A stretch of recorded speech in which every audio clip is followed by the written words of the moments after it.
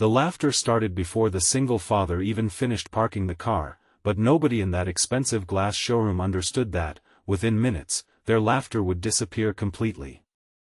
Rowan Mercer stood beside his battered silver sedan in a borrowed suit that was slightly too tight around the shoulders, one hand gripping a folder of documents and the other holding the tiny hand of his 8-year-old daughter, Elsie.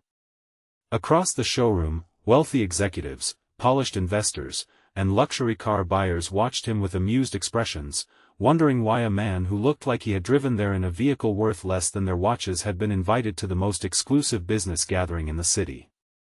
Then Celeste Hawthorne, the brilliant and intimidating CEO whose company controlled one of the largest transportation technology firms in the country, looked him up and down and smiled with cruel amusement. She pointed toward his old sedan and jokingly challenged him that if he could somehow make that rusty car start on the first try, she might actually consider going on a date with him. The room erupted in laughter. Rowan lowered his eyes, not because he was ashamed of the car, but because he was trying to protect his daughter from seeing how deeply those words hurt. If you believe kindness can change a life, that people deserve second chances, and that hope can survive even the hardest seasons, please like this video, share it with someone who needs a little hope today, leave a meaningful comment, and subscribe to our channel so you can remain part of our family and our community. Rowan had not come to the showroom looking for romance, attention, or pity. He had come because Celeste Hawthorne's company, Hawthorne Mobility, was considering purchasing a small engineering firm where Rowan had worked as a maintenance technician and mechanical designer for nearly 6 years. The little company had been struggling, and Rowan knew that if the acquisition failed, dozens of ordinary employees could lose everything. He had been asked to attend the meeting because he was one of the few people who understood the company's prototype electric drive system from the inside out. His co-workers had begged him to go because they believed he could explain the technology better than anyone else. Rowan had almost refused. He had spent years avoiding rooms filled with wealthy people who measured success by watches, cars, and expensive suits, while he measured it by whether there was enough food in the refrigerator and whether Elsie's school shoes would last another month. But he went because his daughter was depending on him. Her mother had died 3 years earlier after a sudden illness, leaving Rowan to become father, mother, nurse, cook, homework helper, and protector all at once. He had learned how to braid hair from online videos, how to make pancakes shaped like stars, and how to hide his exhaustion behind a smile whenever Elsie asked whether everything was going to be okay. The old silver sedan sitting outside the showroom had been part of that survival. Rowan had bought it for almost nothing from a retired mechanic and rebuilt it piece by piece in his garage. The paint was faded, one headlight was slightly crooked, and the passenger door made a strange clicking noise whenever it opened. But it had carried Elsie to school on rainy mornings, taken them to doctor's appointments, hauled groceries home, and once carried them nearly 200 miles when Elsie had needed emergency medical care. Rowan knew every sound the engine made. He knew when the alternator was beginning to weaken, when the belt needed adjustment, and when the brakes were becoming unsafe. To everyone else, it was an embarrassing old car. To Rowan, it was proof that broken things could still be given another chance. Celeste knew nothing about that. She had built her reputation by being ruthless, efficient, and impossible to impress.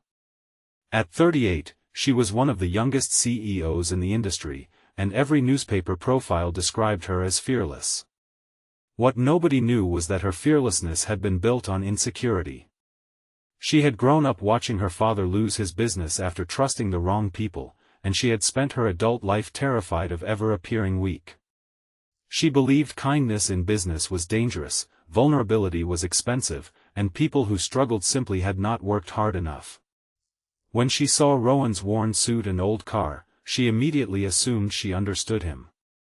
After her joke about the car, Rowan simply smiled faintly and told Elsie to wait inside while he checked the engine. He walked outside under the bright afternoon sun, opened the hood, and examined the battery terminals. The room's laughter followed him through the glass.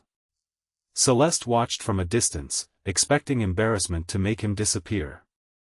Instead, Rowan calmly tightened one connection, wiped his hands with a cloth, and returned inside. He did not defend himself. He did not insult her. He simply walked to the presentation table and placed his folder down. Celeste leaned back in her chair and asked him to explain why Hawthorne Mobility should invest in a failing engineering company when dozens of larger firms could offer better technology. Rowan took a breath and began. What happened next was nothing like the presentation anyone had expected. He explained that the company's prototype was not merely an unfinished electric motor. It contained a redesigned regenerative braking system that could reduce energy loss dramatically under city driving conditions. He described a manufacturing flaw that had been causing overheating during extended testing and explained how he had identified the problem months earlier. He showed calculations, diagrams, repair logs, and test results. His voice never became loud. He never tried to impress anyone. He simply knew what he was talking about. One investor interrupted him and asked why a maintenance technician was presenting information that the company's senior engineers had failed to explain. Rowan answered that he had spent years repairing machines after everyone else had given up on them, and sometimes the person closest to a problem understood it better than the person standing farthest away from it. The room became quiet. Celeste stopped looking at his clothes and started listening to his words. Then she noticed Elsie sitting near the window, drawing something on a small piece of paper. The little girl had been quietly watching her father. When Rowan glanced over, Elsie held up the drawing. It showed the old silver sedan with bright yellow stars around it.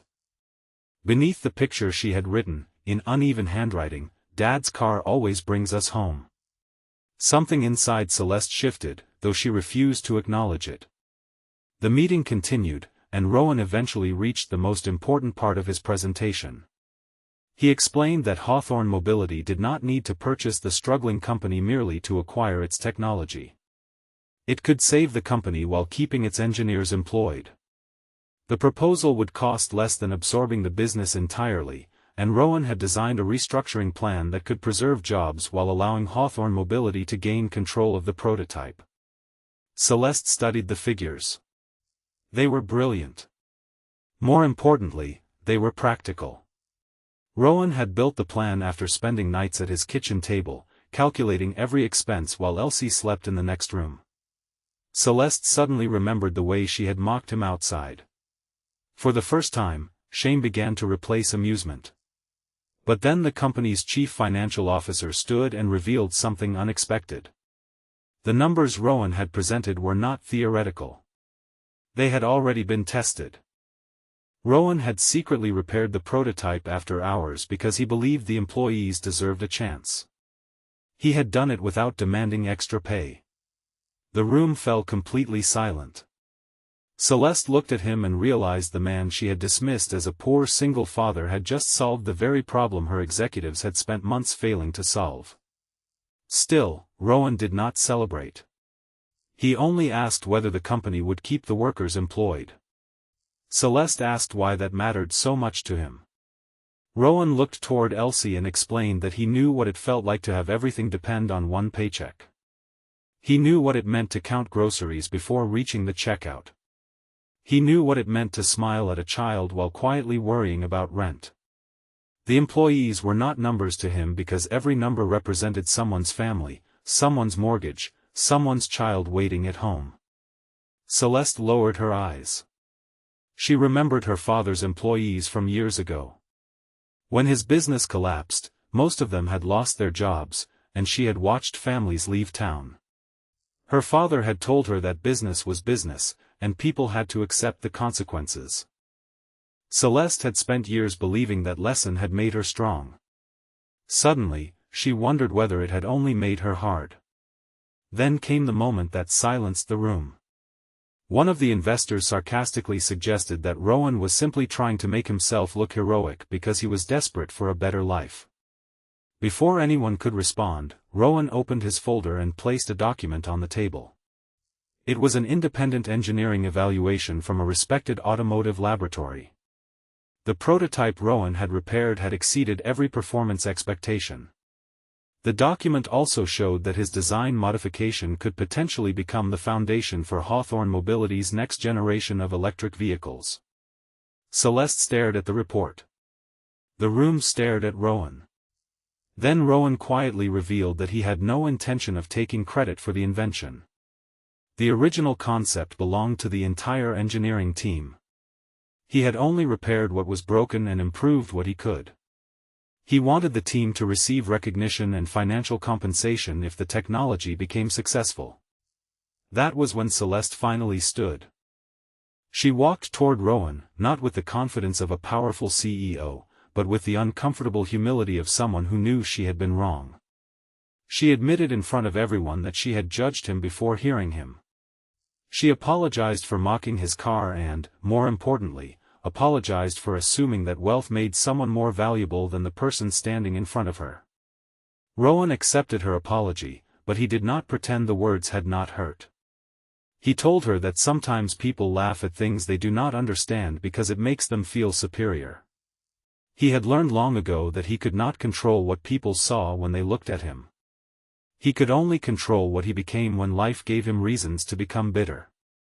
Celeste asked him about his daughter. Rowan smiled and said Elsie was the reason he kept going. Celeste looked toward the little girl, who was now coloring the wheels of her drawing. For the first time in years, Celeste felt something stronger than ambition. She felt admiration. The acquisition was approved that afternoon, but only under Rowan's conditions. The employees would keep their jobs, the engineering team would receive proper credit, and Rowan would become head of the new development division. Celeste also personally funded a scholarship program for children of employees, beginning with Elsie's school. Outside the showroom, Rowan returned to his old sedan. He turned the key, and the engine hesitated before roaring to life. Celeste watched from the doorway. She remembered her cruel joke and shook her head with embarrassment. Rowan opened the passenger door for Elsie. Before getting inside, the little girl looked at Celeste and innocently asked whether she wanted to see their special car. Celeste smiled and walked over. She examined the faded paint and crooked headlight. Instead of laughing, she touched the hood gently and said that sometimes the most valuable things were the ones that had survived being broken. Rowan smiled. Weeks later, the old sedan was still parked in Rowan's driveway. He refused to sell it even after his financial situation changed. It reminded him of where he had been and how far he had come. The new job brought stability, but he never forgot the people who had stood beside him when life was difficult. Celeste changed too. She became less interested in appearing invincible and more interested in being useful. She began visiting the engineering floor, listening to employees, learning their names, and asking what they needed instead of simply telling them what to do. And something unexpected happened between Rowan and Celeste. It was not a sudden romance built on one dramatic moment. It began with friendship. Then trust. Then long conversations about their failures, fears, and hopes. Celeste never again joked about his car. Instead, she became fascinated by the story behind it. Rowan never forgot the humiliation she had caused him, but he also never used it as a weapon against her. He watched her change, and he understood that sometimes forgiveness was not about forgetting the wound. It was about refusing to let the wound decide the future. Months later, Celeste stood beside Rowan at the company's largest technology demonstration. The prototype they had once struggled to save was now powering a new generation of electric vehicles. Employees who had nearly lost their jobs were celebrating their success. Elsie stood nearby holding a small sign she had made herself. It read, "Broken doesn't mean finished." Rowan looked at it and smiled. Celeste looked at Rowan. And the same man she had once mocked for driving an old car was now standing before hundreds of people as the engineer who had helped transform her company. Before the celebration ended, Rowan thanked everyone who had believed in second chances. He said that life had taught him something simple: never judge a person by what they drive, what they wear, or what they have lost, because you may be looking at someone who is carrying an entire world on their shoulders while quietly trying to build a better one for someone they love. Just before the ending, think about the lesson Rowan and Celeste both learned. If you have ever been judged by your appearance, your money, your mistakes, or the difficult season of life you were going through, leave a meaningful comment and tell us what second chance means to you. If this story touched your heart, please like this video, leave a meaningful comment, share it with someone who needs hope today, and subscribe to our channel so you never miss another emotional journey. Because sometimes the person everyone laughs at is the person carrying the greatest strength. Sometimes the broken car is not a symbol of failure, but a reminder of everything someone survived. And sometimes the most powerful silence in a room does not come from wealth, status, or authority. It comes when people finally realize they judged the wrong person.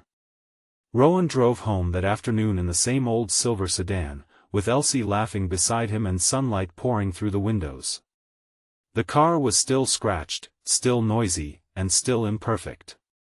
But Rowan smiled as he drove, because he knew something that money could never teach him: a life does not have to look perfect to be beautiful, and a broken thing does not need to be thrown away when someone is willing to believe it can still move forward.